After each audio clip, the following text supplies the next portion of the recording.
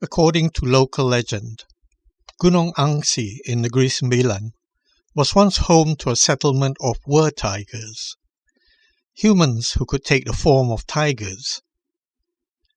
They were led by a tiger king known as Datuk Paroi. There was another tiger king, Tok Gunung Ledang, who ruled over Gunung Ledang in Johor. One day, Tok Gunung Ledang and his tiger warriors attacked Gunung Angsi and battled with Datuk Paroi. Although fighting single-handed, Datuk Paroi defeated them all. However, he lost his tail in the struggle, and the hill where the battle took place was thereafter known as Buket Putus, Broken Tail Hill. On 20th December 1875, the combatants at Buket Putus were no longer mythical tigers of legend, but men armed with rifles, guns, and spears, clashing over the same ridges and passes long told of in folklore.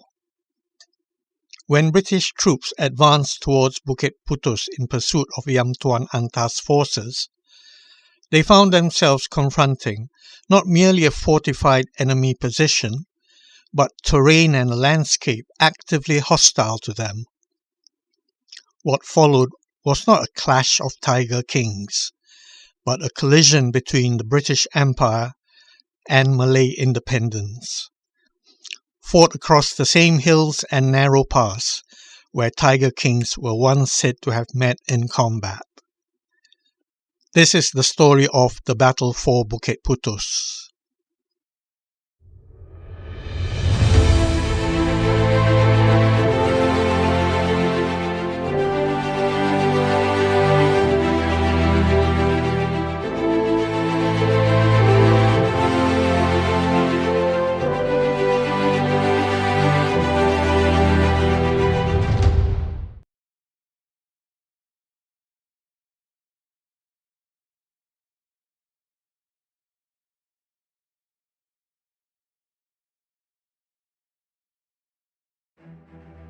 At the beginning of December 1875, the Malay forces of Yam Tuan Antah burst into Sungei Ujong and swept into the area around modern-day Seremban, almost completely surrounding the British residency there and its garrison.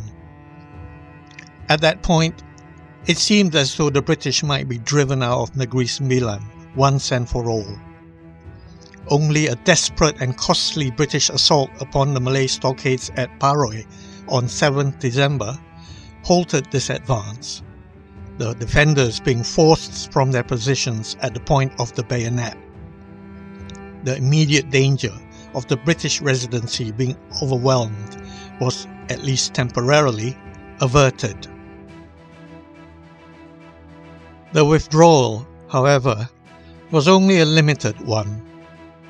Falling back just a few miles to the east, the Malays took up positions in the Bukit Putus Pass, a key mountain crossing between the territory of Sungei Ujong and the hostile states of Sri Menanti, Jempol, and Muar. This was a defensive position of formidable natural strength. The pass consisted of a narrow winding path threading its way through the Bendol Mountains. At its highest point, the path measured only 18 inches wide at the base, with sides rising almost perpendicularly to the height of nearly 20 feet, allowing movement only in single file. Steep mountains and dense jungle closed in upon the track from both sides. This narrow passage was barred and overlooked by timber fortifications, and the Malays had meticulously prepared their defensive positions. 3 timber and earth stockades had been constructed. One formidable central fort commanding the main pathway, flanked by 2 stockades positioned on hillsides some 35 feet above the track. The approaches were further obstructed with felled trees, dense brushwood, and ranjau traps, sharpened bamboo spikes driven into the ground to maim any attacker.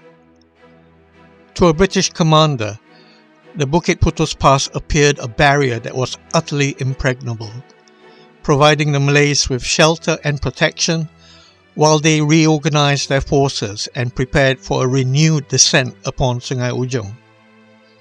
The British were determined that this opportunity should not be allowed to materialize. To shatter this formidable defensive line, the British required substantial reinforcements to support the garrison of the 10th Regiment at Rasah. Troops were dispatched from Singapore and Penang, and even diverted from ongoing military operations in Perak.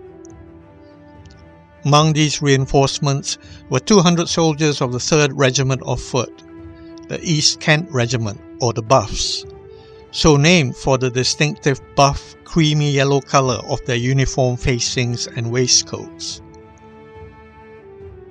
Also dispatched from India were 350 men of the 1st Gurkha Light Infantry. Renowned to this day for their loyalty, courage and skill in mountain and jungle warfare, the Gurkhas had long held a legendary place in British military history. Recruited from Nepal since the early 19th century and famed for their distinctive kukri blades, they quickly earned a reputation as fierce and dependable soldiers, having served with distinction in the most demanding theatres of Britain's wars. However, their deployment to Bukit Putus, far from their Himalayan homeland, marked their very first campaign on foreign soil, a moment that started their long and storied association with British overseas service. The Gurkhas were selected for this campaign in part because they were considered well suited to jungle warfare, a form of combat unfamiliar to many of the other British units being sent to the Malay Peninsula. At the capture of Paroi, the lone brass cannon used by the British proved instrumental in breaking down Malay resistance there. For the assault on Bukit Putus, the British were now reinforced with a half battery of 2 7-pounder rifle mountain guns, a Cohorn mortar, and 24-pounder rockets, all weapons well suited for delivering firepower in mountainous jungle terrain. The Royal Artillery rocket and gun detachments were supported by 32 officers and men of the Naval Brigade of HMS Thistle.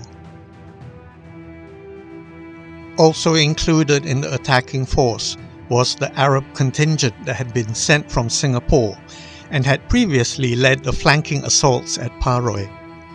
This force consisted of approximately 80 irregular troops under the Frenchman Captain de Fontaine, and they were heavily armed with Snider rifles.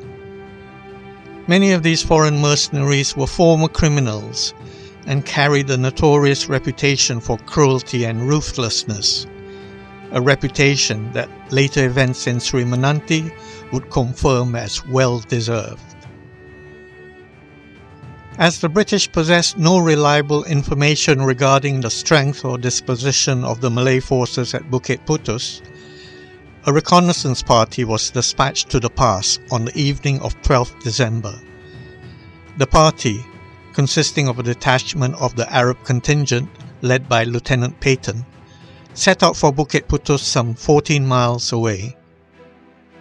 They reached Paroi the following morning, where they questioned Chinese labourers as to whether the Malays were occupying the pass. One labourer volunteered to accompany them, claiming to have visited the area several times and to know the route well. As the party approached the entrance to the Bukit Putus Pass, the labourer offered to move ahead, returning periodically to report on any enemy presence. When the party came within half a mile of the first stockade, the labourer failed to return. He had apparently defected to the Malays to warn them of the approaching force.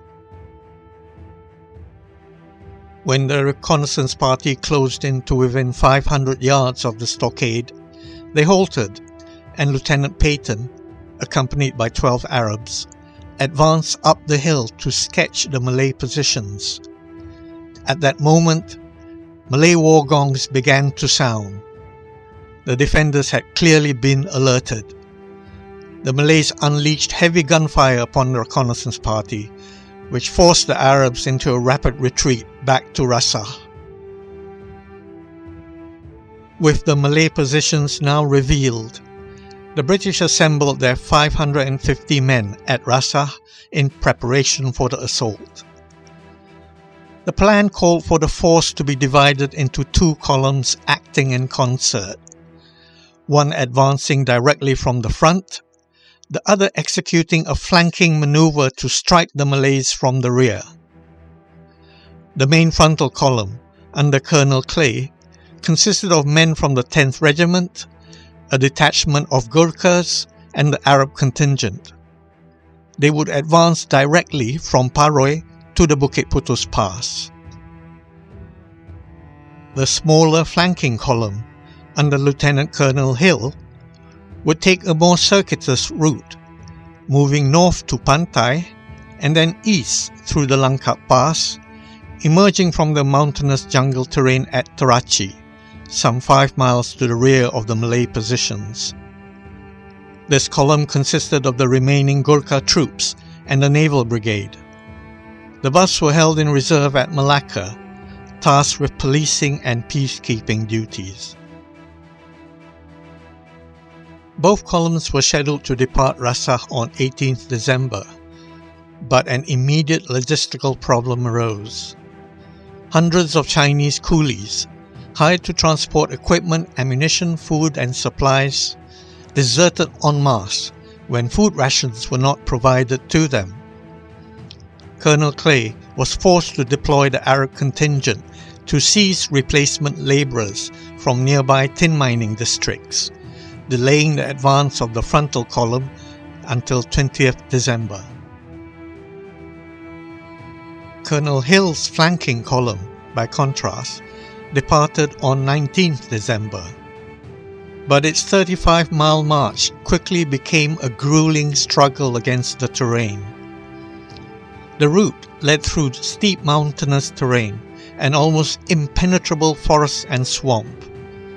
The march lasted more than 3.5 days, during which troops were forced to cross and recross the Muar River between 15 and 20 times, battling strong currents swollen by heavy rains. The effort involved in hauling the 7-pounder gun and heavy 24-pounder rocket tubes through this landscape was particularly punishing. Colonel Clay's main column, on the other hand, made rapid progress and reached the foot of the Bukit Putus Pass on 20th December. There, the force halted to prepare for the frontal assault, and Clay dispatched a reconnaissance patrol of 25 Gurkhas to locate the Malay defensive positions and strong points. The patrol was led by Captain George Nicholas Channa. Moving silently through the jungle, Channa's party suddenly encountered one of the upper stockades on the Malay right flank.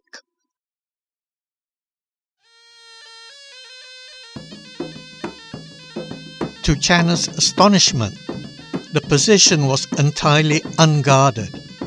Not a single sentry or lookout was on duty, the defenders having all gathered around a large fire to prepare their evening meal.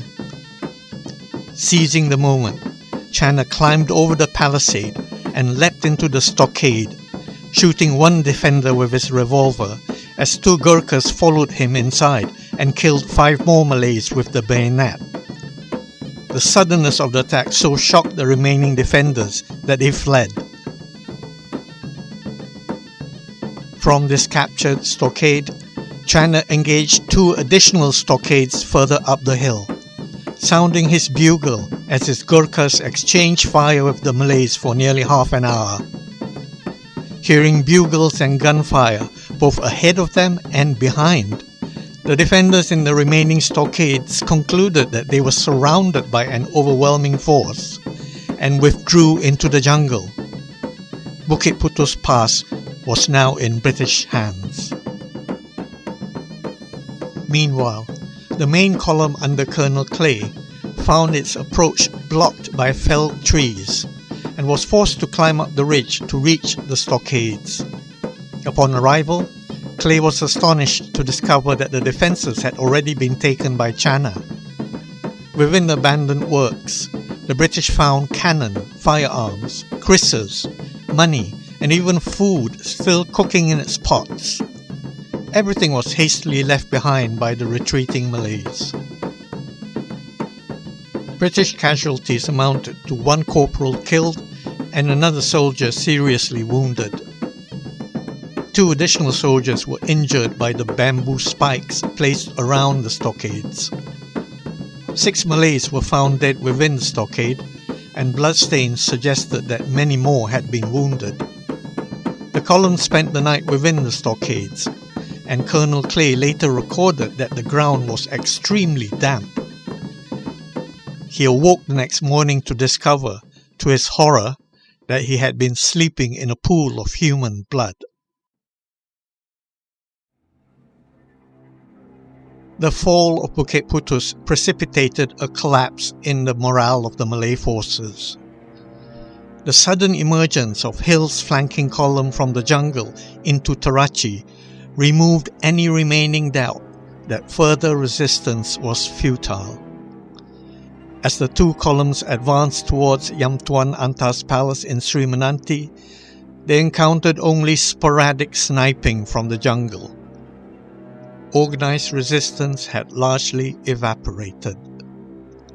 Colonel Clay's mission now became punitive: to demonstrate to the hostile Minangkabau states that British military power could penetrate even the most inaccessible regions, and that resistance would be met with severe punishment. The chosen instrument of this terror was Captain de Fontaine's Arab contingent. The Arabs were ordered to burn and destroy everything as they advanced, and these instructions were carried out without restraint. Witnesses reported that the contingent appeared to relish the destruction, looting houses freely before setting them ablaze. Columns of troops were seen marching completely loaded up with ducks, chickens, eggs, goats, and other livestock. Crops, orchards, and fruit trees were destroyed, and the advance of the troops was marked by a blackened scar across the countryside of burning villages, fields, and groves. The conduct of the Arab contingent provoked sharp criticism and ridicule in the press. The Straits Observer caustically described the campaign as a series of brilliant victories over deserted villages, mocking the glorious capture of ducks and stray billy goats. Letters to the newspapers questioned what the people of Sri Menanti had done to deserve such undeserved horrors, and condemned the campaign as bloody work, grimly ironic given that it all unfolded during the Christmas season. At the House of Lords in London, Lord Stanley of Alderley denounced the Arab contingent as mercenary cutthroats and brigands under both Christian and Muslim law. He declared their employment as disgraceful and degrading to the good name of the British government. The Colonial Office defended the actions as unavoidable consequences of war, while Captain de Fontaine insisted that his men had merely obeyed the orders issued by the British command. On 25th December, Christmas Day, the 2 columns finally reached Istana Putih, the White Palace of Yam Tuan Antah. The surrounding village was deserted, and a nearby stockade was taken without resistance. Inside, the British discovered and seized 6 guns, along with quantities of small arms and powder. Yam Tuan Antah's palace, described as a large and strongly fortified structure, was set ablaze and destroyed.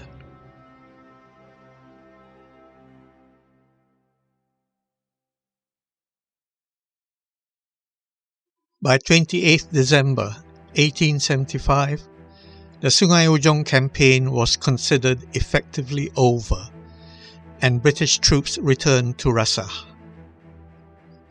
Yam Tuan Antah had been driven from his territory and was reported to be retreating towards Johor.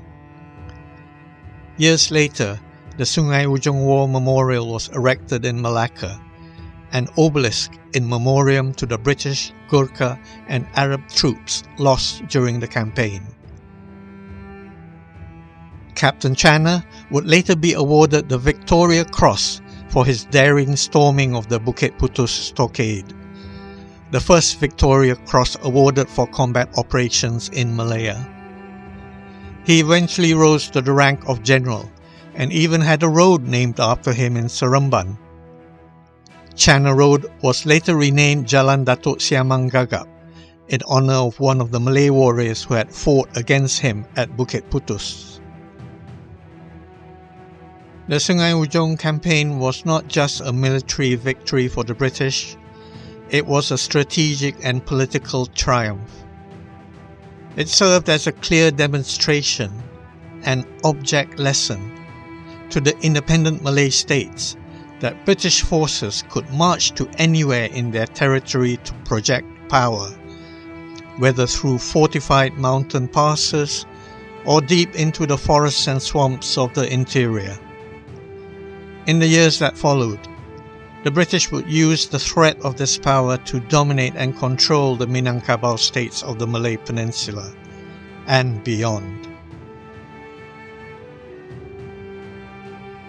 Thank you for watching. If you enjoyed the video, do consider giving it a like, sharing it with your family and friends, leaving your thoughts in the comments below, or subscribing to join me on future adventures exploring the lost chronicles of Malayan history. You can also help support the channel by going to the Malayan Chronicles Patreon site and joining as a guardian of the Chronicles. Until the next episode, I remain as ever your grateful chronicler. Cheerio.